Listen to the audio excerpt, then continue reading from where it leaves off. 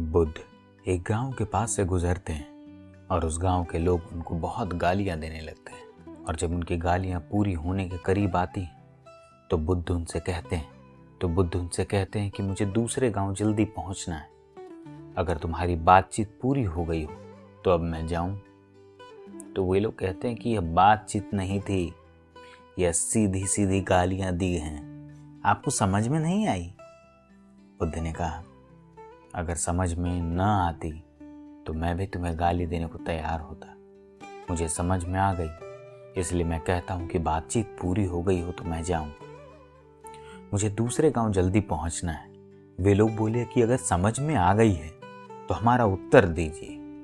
बुद्ध ने कहा, अगर उत्तर लेना था तो 10 साल पहले आना था। तब मैं भी तुम्हारे जैसा ही मूड था। तब तुम एक गाली देते तो मैं 2 गालियां देता। तुम्हारी गाली पूरी भी नहीं हो पाती और मेरी गाली निकल जाती। तुम दे भी न पाते और मैं उत्तर दे देता। 2 गुने वजन का उत्तर होता। लेकिन अब जरा मुश्किल हो गई है। अब तुम गलत आदमी के पास आ गए हो। अब गाली देना मुश्किल हो गया है, क्योंकि अब अपने आप को कष्ट में डालना मुश्किल हो गया है। वे लोग कहने लगे कि हम गालियां दे रहे हैं, आप सच में इसका कोई उत्तर ना देंगे? बुद्ध ने कहा कि पिछले गांव में कुछ लोग आए थे।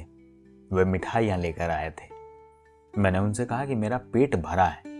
वे मिठाइयां की थाल वापस ले गए। यही मैं तुमसे कहता हूं कि गालियों से मेरा पेट भर चुका है।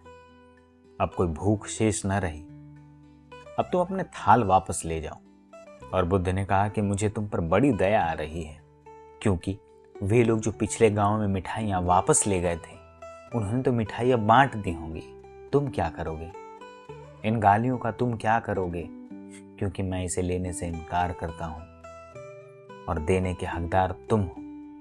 लेकिन कम से कम इतना हक तो मेरा है कि मैं लूं या ना लूं। मैं तुम्हारी गालियां लेने से इनकार करता हूं।